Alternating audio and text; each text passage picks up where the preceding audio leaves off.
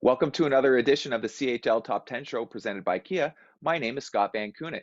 As we head into the final weekend before the holiday break, who better to check in on than two of the hottest teams in the CAHL in the London Knights and Saskatoon Blades? First, reigning OHL goaltender of the year, Brett Brochu, tells us what it's like chasing Knights history and taking on more of a mentorship role this season. And then we talk to Toronto Maple Leafs prospect Brandon Lisowsky, and he shares why the Blades have been so successful this season, and what it's like to be a member of the Toronto Maple Leafs family. Here's Brett Brochu. Joining me now is the reigning OHL goaltender of the year from the London Knights. It's Brett Brochu. Brett, how you doing today? I'm good. How are you? I'm good. I'm good. The London Knights are back to sort of where we expect to see them every year. They're up to 8th in the Kia CHL top 10 rankings, 9-1 in the last 10. 14-3 since the start of November. Is this the London Knights team that we all kind of expect to see? Yeah, like I expected this coming into this year, and I really like the way our team's trending, and we're playing the right way, and we're winning a lot. So that's that's the way we like it, and hopefully we can keep it going. What kind of changed from October to November? October was a bit of a tough month for you guys. You were about 500 in it, and now obviously you guys are surging right now. Yeah, I think like I said, we're trending the right way. We're getting better every single game, and we have a pretty young team this year, but those guys are learning a lot and getting better as the season goes on. So I really like seeing that, and obviously it's working right now. So yeah, it's going well. Yeah, like you said, you got a bit of a younger team, not something we're really used to seeing with the Knights, but a couple of veterans, yourself included. You bring in a guy like George Diaco, a London native. What kind of an impact has he had on the team?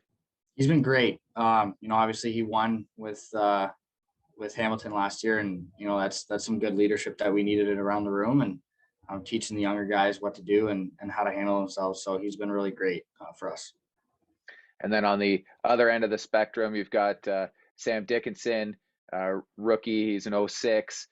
You get a good view of him from the crease. How has he been, and what's his ceiling in your mind? Yeah, he's incredible. Every day I watch him practice, playing with him. He gives me a bunch of confidence. So every time he's out there, I know that he's going to make the smart play and be a really good defender. So I really like the way he's playing, and as a 16-year-old kid, how much strength and size he has and the presence he brings is pretty incredible. So yeah, it's a pretty good addition. Obviously, he's earned the trust of the Hunters. We don't normally see 16-year-olds getting the opportunities that he's been getting, so he just goes to show how mature he is. Yeah, really good player, really smart. He's a pro on and off the ice, so it's pretty incredible to see at 16 years old. Yeah. What would you say is the identity of this team this year? We're used to seeing some really offensive guys with the Knights, from Evangelista and McMichael and Foodie, go back to Robbie Thomas, Marner, go back and back. We don't really have that guy this year, but what's the identity of this team?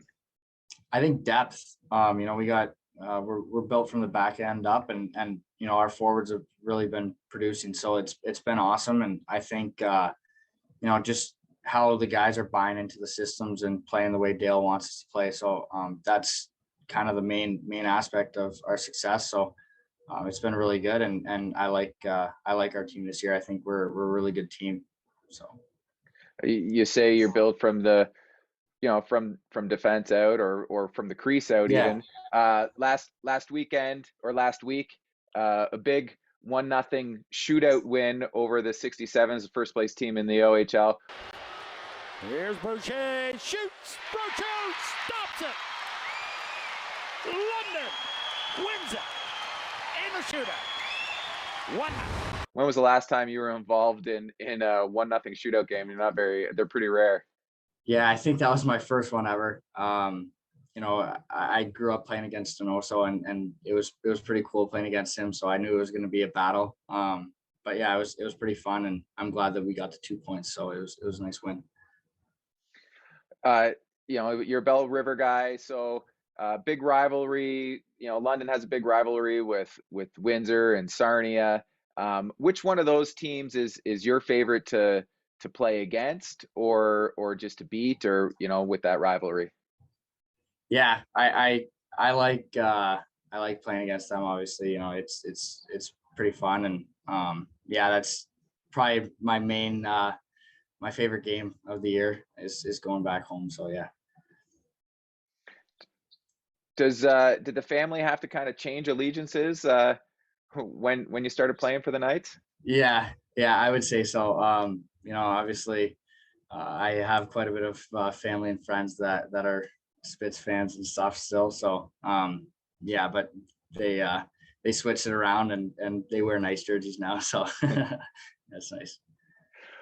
The London Knights, they're really, they're either a love or hate team, right? I like to call you guys the New York Yankees of the OHL, because either you love the Knights or you hate them. They're either heroes or they're villains. Is that kind of do you guys embrace that?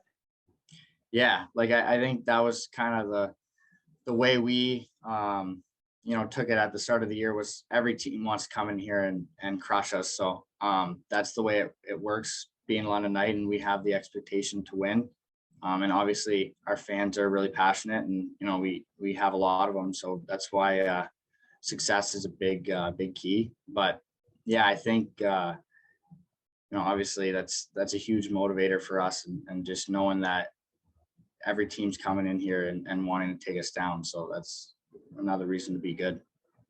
And when you guys go on the road, if you're getting some boos against you, or if teams are cheering against you, does that motivate you more too, just knowing that they care that much to actually make noise against you guys? Yeah, for sure. Obviously in a lot of rinks we get quite a bit of fans screaming at us and stuff, but that's part of the game. And obviously we like that because we're usually a really good team. And, ever since I've been here, we've always been a contender. So it's part of the job, right? Well, you're in your overage year, so you've seen a lot with the Knights. How do you keep evolving as a goalie and trying to improve? Obviously, you goalie of the year last year. So, but what do you do yourself to keep taking those next steps? Yeah, I think just obviously working hard and making sure I'm doing the right things in practice and off the ice and everything. But yeah, I think game by game, just making sure I keep getting better and working on the things that I need to improve on. And obviously winning is the main aspect of playing good hockey and enjoying it. So yeah, it's been going well for the last little bit, and hopefully we could keep up with that, and I can keep improving too. With it being your final year in the OHL, have you been able to kind of take a half step back and just kind of soak this year in, and just realize, wow, everybody says it goes by fast, but it really does go by fast? Yeah, it's obviously a cliche, but I've looked back and been like, wow, felt like yesterday I played my first game, and it is pretty crazy to think that. And obviously we lost a year to COVID, but it really has flown by, and it's sad, but it's also pretty cool to say that I've gotten to experience so many things that I have. So I'm really grateful for it. And that win against Ottawa, that gave you 74 career wins, which brings you one win back of Tyler Parsons for third all time on the Knights, and I believe it's 20 games to pass, 20 more wins you need to pass Hauser as the all-time Knights leader. So is that like a mark that you've kind of looked at and be like, you know what, hey guys, I want to get this, give me the starts? Yeah, I mean, obviously that's a big goal of mine, and it'd be pretty cool to attain. But yeah, like you said, it's a lot to do with playing time and things like that. And last year, unfortunately, I got injured and missed a decent amount of time. So I'm trying to keep that away from happening and go on a long playoff run. So that's the main goal is the team and doing what's best for us as London Knights. So if we're winning games, that's our best interest. Your goaltending partner, Zach Bowen, rookie, is having off to a great start to his OHL career. Have you embraced the mentorship role, the leadership role, and kind of showing him the ropes and what it's like? Yeah, he's learned like a sponge, and he's doing really, really well. So I really like his game, and I think he's gonna be a really good goalie for the Knights for the next couple of years. And he showed a lot of really good play so far this year, and he's gonna keep doing that. I think he's got the skills and what it takes to be a really good goalie. So yeah. Do you embrace that leadership role on the team, being one of the older guys now?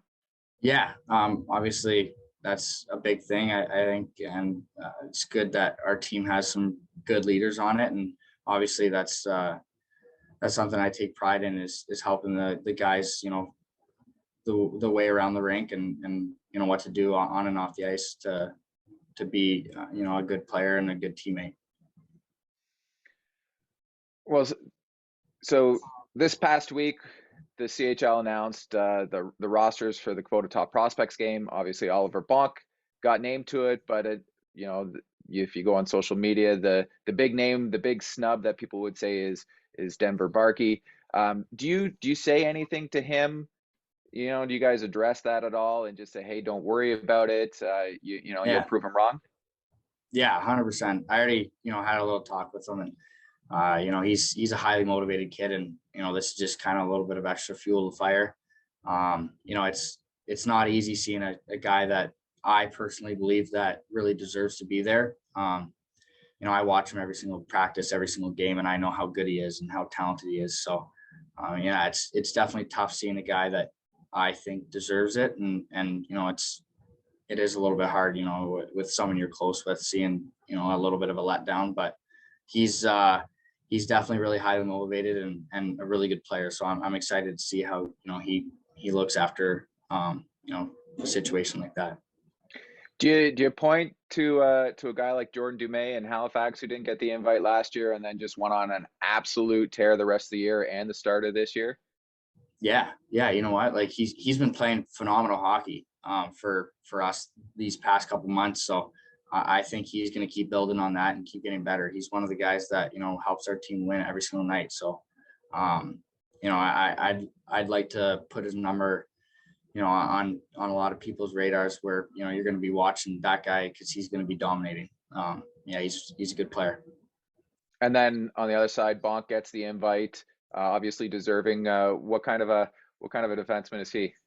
Yeah, he's awesome player. He's tremendous. Even for us last year in the playoffs and stuff, he was really great.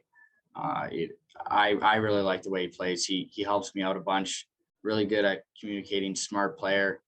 Knows how to block shots. He's really good on the PK, and obviously getting quite a bit of points too. So that's a huge help, and that's something that we really needed as a team was guys that are young like that stepping up big time for us. What do you think of? I know you've only faced him once, but what do you think of Michael Misa and Saginaw? The latest exceptional player status. Yeah, he's pretty incredible. He scored a couple goals on me actually in London here. So goal so far. Here's the chance in front of the net. Call it 42 and dribbles it. Here's a chance for Saginaw. Look at the youngster in Misa, and he scores his second goal of the hockey game.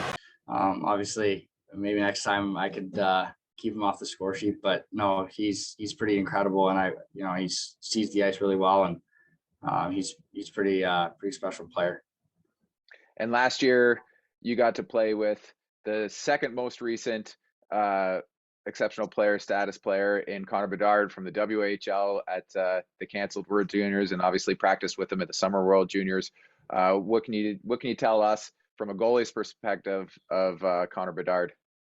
Yeah, he's got an incredible shot. Talk about shooting the puck. He's pretty spectacular at it, and I think he's a guy that is going to put up some really crazy numbers in the NHL, let alone CHL. So I'm excited to watch him at the World Juniors, and I was pretty pleased to practice against him. And it's pretty cool to see a player like that. How young and strong and his ability. It's pretty cool.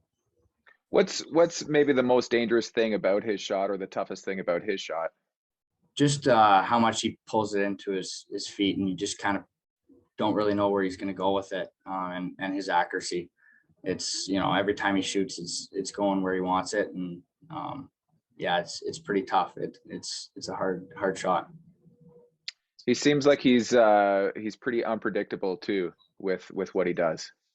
Yeah, that's the biggest thing is, you know, you don't really know where he's going. You're kind of guessing, and then he comes off like a bullet. So it's tough to read, and he's really accurate. So that's the biggest key to how many goals he's scoring.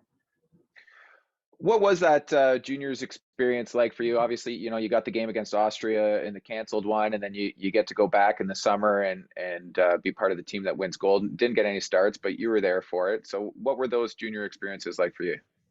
Yeah, it was incredible just practicing every day with those players, and seeing how they handle themselves, and, you know, just the competitive nature on and off the ice. It was pretty great, and you know, really good guys.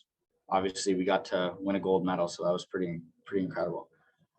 And how much are you looking forward to, you know, over the holiday break, getting a chance to watch some juniors back at the appropriate time with fans in the stands again? Yeah, I'm really excited. I think it'll be really fun, and I hope that you know, we could bring back back-to-back golds. So that's something that I grew up watching, and I'm really excited to this year too.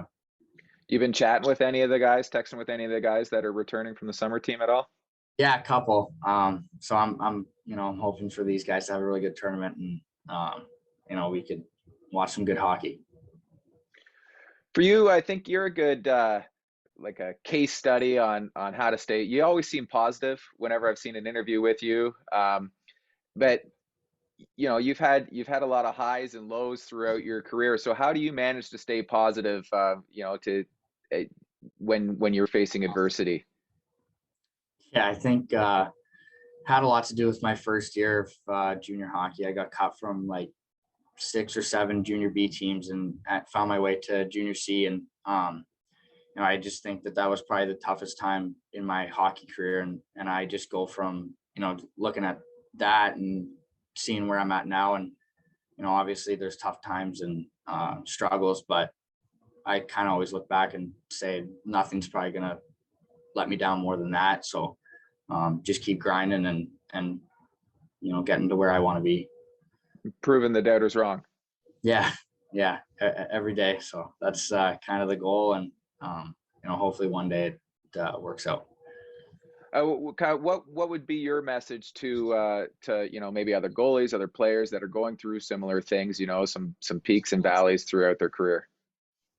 Yeah, I just think keeping a, you know, steady head, and just making sure that you're doing the right things on and off the ice every single day. Obviously it's a lot harder when things aren't going right, but, you know, that's the way you get out of slumps and tough times, is you do the same thing that you're doing when you're playing really well. So yeah, that's the biggest thing I'd probably say, is just making sure that you're, you know, doing the work and making sure you're focused all the time. You guys, you're home this weekend to Owen Sound and Flint before the holiday break.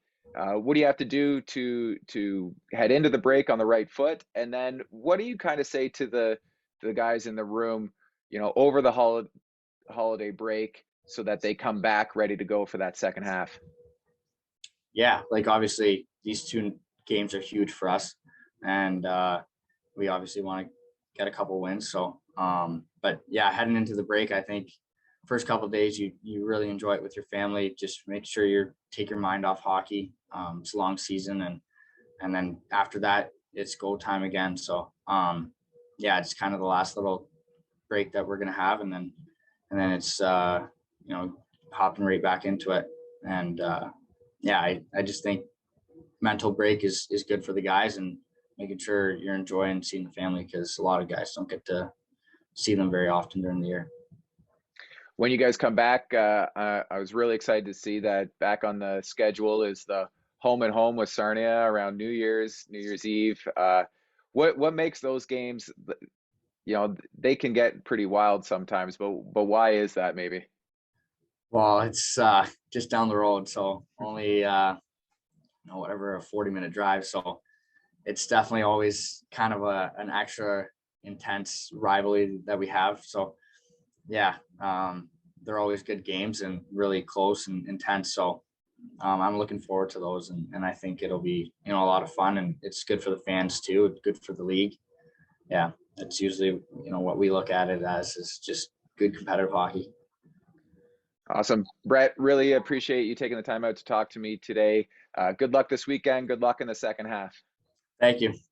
With 7 points, that's right, 7 points in his last 2 games. Joining me now is Toronto Maple Leafs prospect from the Saskatoon Blades, Brandon Lisowsky. Brandon, how you doing? Good. Yourself? I'm pretty good. You guys extended your win streak to 7 games on Tuesday night, climbing the Kia CHL top 10 rankings for a 5th straight week to a season high 4th. How much fun is it in Saskatoon right now? Yeah, no, it's been an awesome kind of almost finishing off our first half of the year here. It's been you know, winning games is obviously fun, but coming to the rink and it is awesome to be around your teammates, and obviously a winning streak is obviously is especially 7 games is an awesome achievement.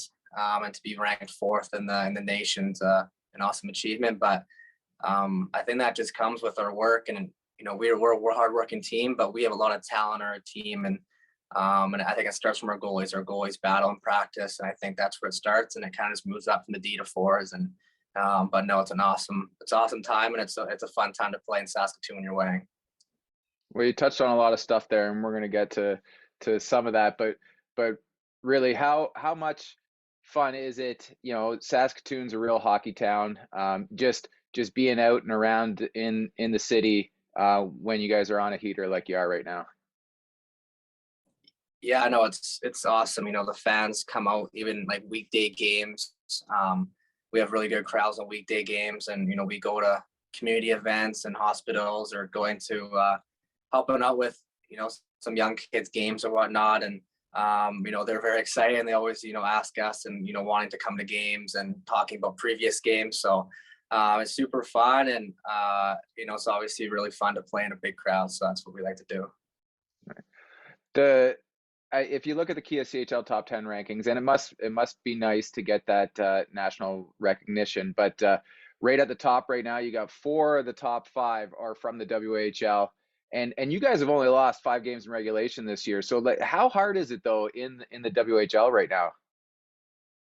Yeah, I think that just goes to show that, you know, there's a lot of top teams in this league, and you know, every night's not a guaranteed win. Like, you have to you know, give your 100% every game, be engaged, be focused from the puck drop, and that's something that we focus on right from the puck drop. You got to be ready to go, and there's no easy shift or easy game in this league. It doesn't matter the standings or whatnot, but especially having, you know, those many teams in the top 10, it's you know, goes to show how competitive and hard this league is. Yeah, and then you've got Red Deer and Kamloops that are honorable mentions this week. And your winning streak started, you know, people might say, well, where did the winning streak start? Well, it started with a win against Winnipeg, who's the 2nd ranked team. So you guys are, and you beat Red Deer recently as well. So you're beating the top teams as well, which is obviously important if you want to be one of the top teams. You guys you've taken the 3rd least amount of penalties this year. Is that something that you guys are cognizant of? Like, do you focus on your discipline play? Yeah, that's something we mentioned before every game, even intermissions. The veteran, the leaders on our team always mention have good discipline with not taking penalties and being disciplined, and being, you know, smart with your sticks or body, and making sure you're playing the game the right way. But I think also discipline with shift length and not staying out too long, not being tired, taking lazy penalties too that way. But yeah, that's something that we mention a lot. Discipline is a very common word we mention in our dressing room. And maybe for you yourself, how much better of a player do you become with playing against all this tough competition, like, and facing, you know, top talent on the other teams every night? Yeah, for me, and you know, my line mates, we like strive against top teams. I think scoring big goals, you know, putting up as a team, scoring goals against big teams is something that we love to do, and not scoring against maybe a lower team or something. So kind of showing that, I like a challenge, and my lane mates, we like to challenge each other, but against top pairings, top forward lines. So that's something that we take into account.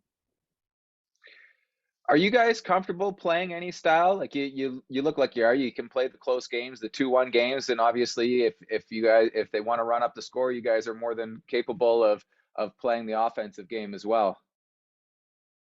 Yeah, no, I think, yeah, for sure. I think we have a couple close games against Red Deer. I think the last week against Brandon, those types of 1-goal games, 6-on-5 that we really take into account. And I think just our mindsets is kind of what's next. I think if we're letting a goal tie game going in overtime, just not, thinking about the past, is kind of moving on to what's next, and just worrying about your next shift or in the moment. I think that's a big thing. And then when we up the scores, high scoring games, I think it just shows that when we put our work and talent together, it's just we're kind of an unstoppable, dominant team. So what would you say is your regular style, for lack of a better term, that you guys play? What style of team? I think we're just a fast team with, passion, compete.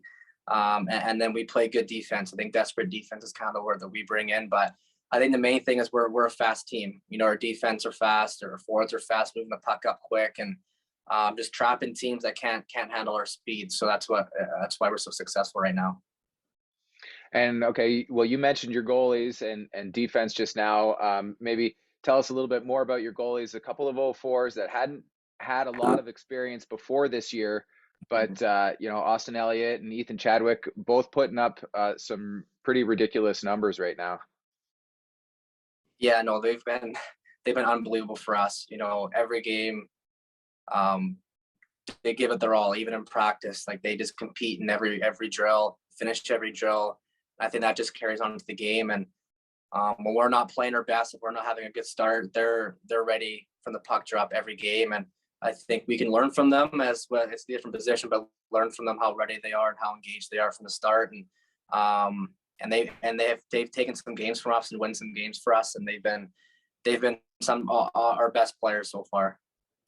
How much more confidence does that give you guys up front, knowing that if you do happen to make a turnover or something, you've got them back there to bail you out?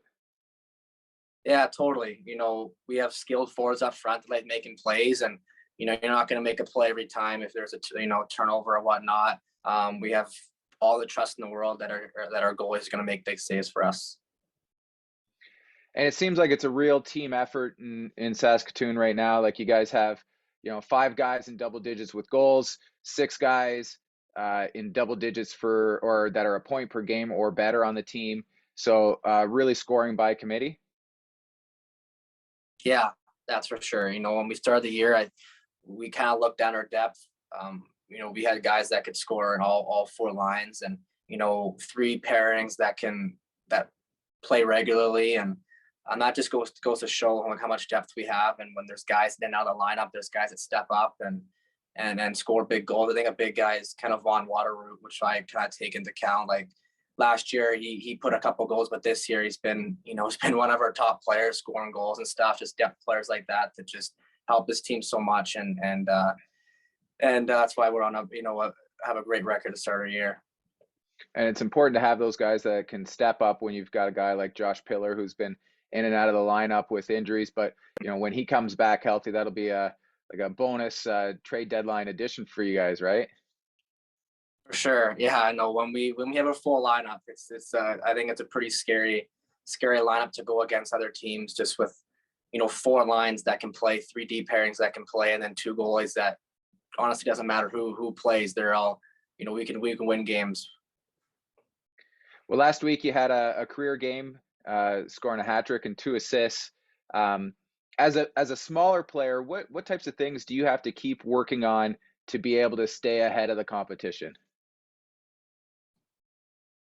Yeah, obviously I kind of have that one thing that Toronto kind of talks about, is kind of having that underdog mentality.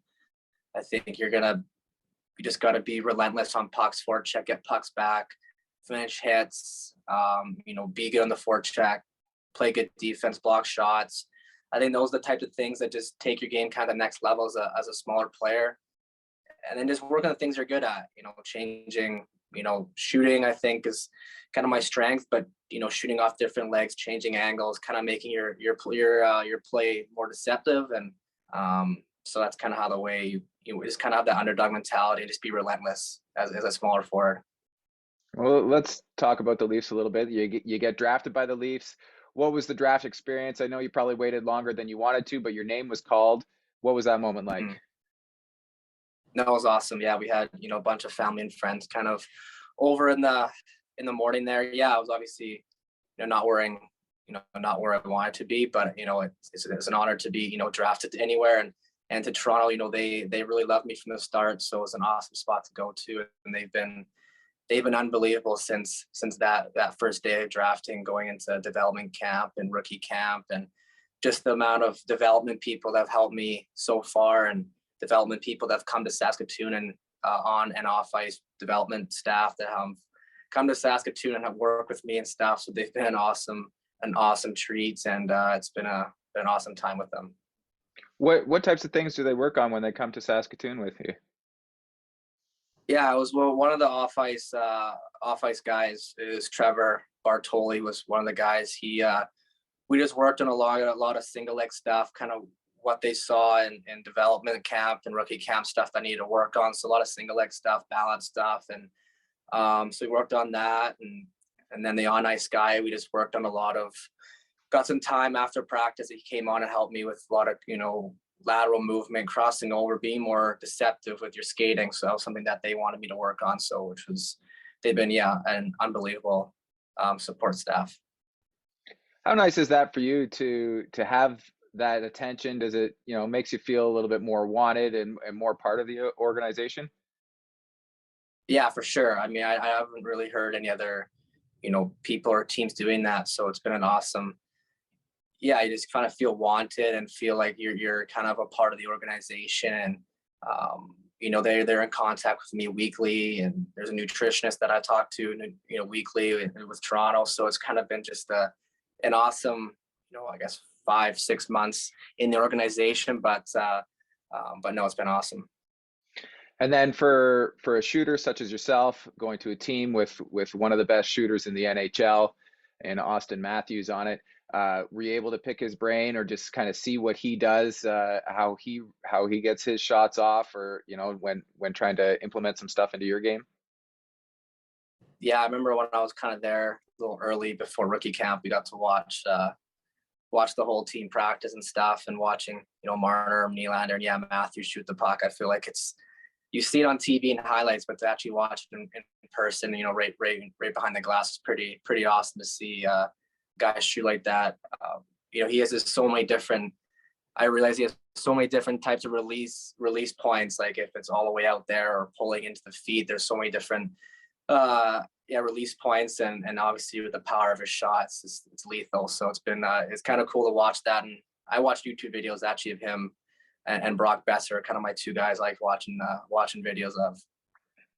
And what about a guy like Nick Robertson, who was at rookie camp and obviously a smaller guy known for his shot as well, hurt right now, but even Matthews has said how hard his shot is.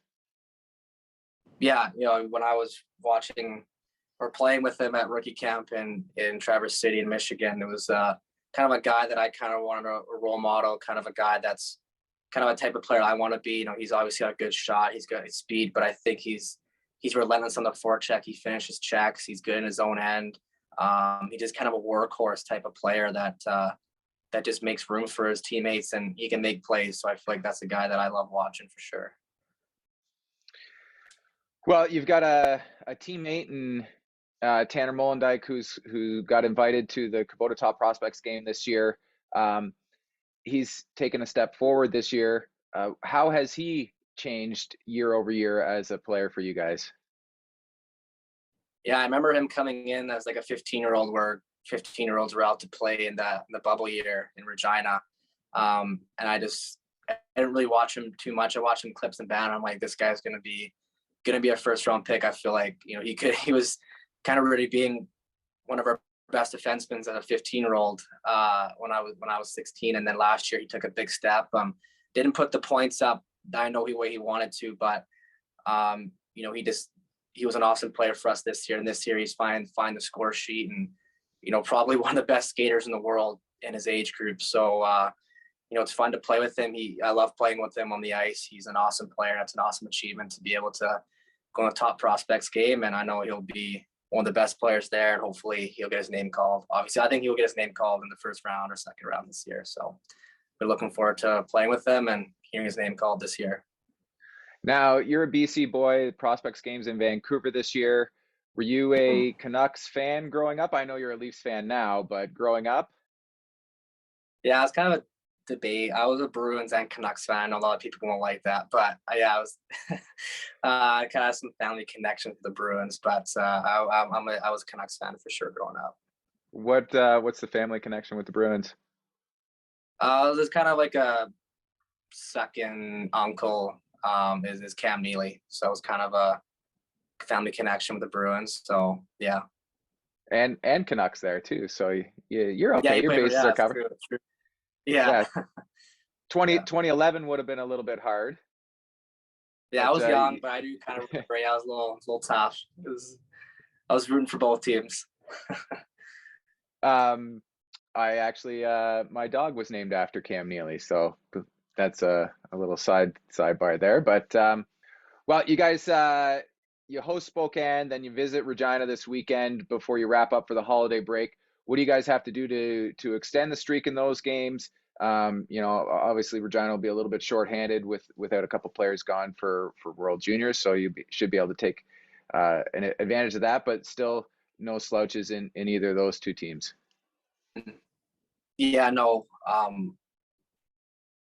I think just kind of emptying the tank. I think that's one of the things that we need to just give it all we have for the last couple of games, and you know, get that break over the Christmas break. I think just leaving it all out there and hopefully extend the streak, and two teams that, you know, when you're nationally ranked, two teams that are just going to, you know, be up for those games and want to beat you every night. So, you know, bringing our game, playing fast and competing and passion, like I said before, and just, yeah, giving it all we got for these last two games.